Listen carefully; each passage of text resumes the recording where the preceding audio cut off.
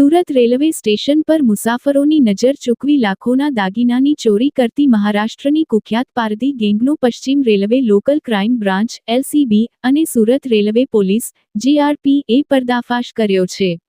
આ ગેંગની modus operandi એ હતી કે તેઓ પોતાની માસૂમ બાળકીઓ પાસે ચોરી કરાવતા હતા।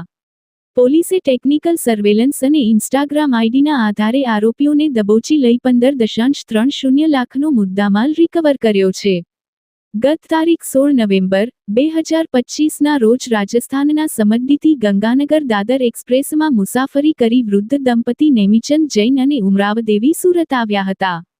પ્લેટફોર્મ નંબર 2 પર ટ્રેનમાંથી ઉતરી જ્યારે તેઓ લિફ્ટમાં ચડી રહ્યા હતા ત્યારે ભીડનો લાભ લઈ બે બાળકીઓએ ઉમરાવદેવીના પર્સમાંથી સોનાના દાગીના ભરેલું નાનું પર્સ ચોરી લીધું હતું। આ પર્સમાં મંગળસૂત્ર, ચેઇન, બંગડીઓ અને વીંટી સહિત કુલ 15,60,700ની કિંમતના દાગીના હતા।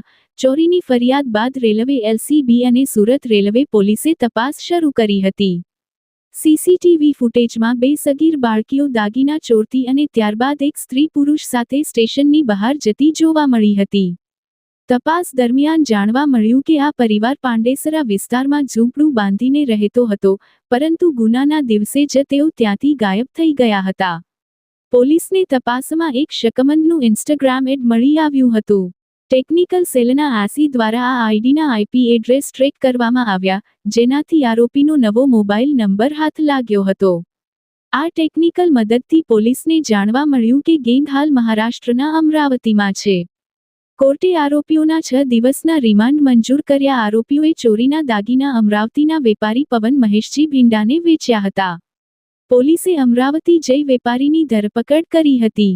વેપારીએ દાગીના ઓગાળી નાખ્યા હતા, જેમાંથી તૈયાર કરેલી 109.800 ગ્રામ સોનાની લગડી, કિંમત 15.30 લાખ પોલીસે કબજે કરી છે। હાલમાં કોર્ટે આરોપીઓના 6 દિવસના રિમાન્ડ મંજૂર કર્યા છે। પોલીસ તપાસ કરી રહી છે કે આ ગેંગે અન્ય કેટલા રાજ્યો કે શહેરોમાં આ પ્રકારે બાળકોનો ઉપયોગ કરી ગુના આચર્યા છે। સુરત રેલવે પોલીસ સ્ટેશન ખાતે ગઈ 16મી તારીખે ચોરીનો બનાવ નોંધવામાં આવેલો હતો। આની વિગત એવી છે કે રાજસ્થાનથી શ્રી નેમિચંદજી જૈન સુરત આવ્યા હતા, ત્યારે જ્યારે પ્લેટફોર્મ નંબર 2 ઉપર એ ઉતર્યા હતા, એના પછી એમના એક જે પર્સ છે જેમાં સોનાના દાગીનાઓ હતા એ બધું ચોરાઈ ગયા હતા એવી ફરિયાદ નોંધાઈ હતી। આ ફરિયાદના લીધે અમે લોકોએ જુદા જુદા ટીમ બનાવી, રેલવે પોલીસ સ્ટેશનની ટીમ બનાવી, એલસીબીની ટીમ બનાવી અને અમે લોકોએ સીસીટીવી ફૂટેજ ચકાસવી ચાલુ કરી। જ્યારે અમે લોકો સીસીટીવી ચેક કર્યા તો અમે પાંડેસરા બાજુ જે કૈલાસનગરના ઝૂંપડાઓ છે ત્યાંના લોકેશન મળ્યા કે ત્યાંથી કોઈ રેલવે સ્ટેશનથી ત્યાં જાય છે, જ્યાં પણ ઝૂંપડા બધા ખાલી હતા। તો અમે લોકોએ ત્યાં જે ગાર્બેજ છે એમાં ચેક કર્યું તો અમને કંઈ ક્લુ મળ્યું કે મહારાષ્ટ્રના બુલઢાણા ખાતે એ લોકોએ હંગામી અથવા કાયમી રીતે રહેતા હોય છે। તો અમે લોકોએ ફરીથી ટીમ બનાવીને મહારાષ્ટ્રના બુલઢાણા ખાતે મોકલી। ત્યાં અમે લોકોએ 8 થી 10 જેટલા પોલીસ સ્ટેશનોમાં એમના ફોટા બતાવ્યા અને ચેકિંગ કરાવી।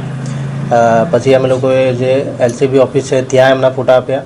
તો 2-4 દિવસમાં અમને એક ક્લુ મળ્યું કે આ જે માણસ છે આ મહારાષ્ટ્રના બુલઢાણા ખાતે કોઈ ગામડામાં રહે છે અને અત્યારે હાલ ત્યાં અમરાવતી એમની લોકેશન મળે છે।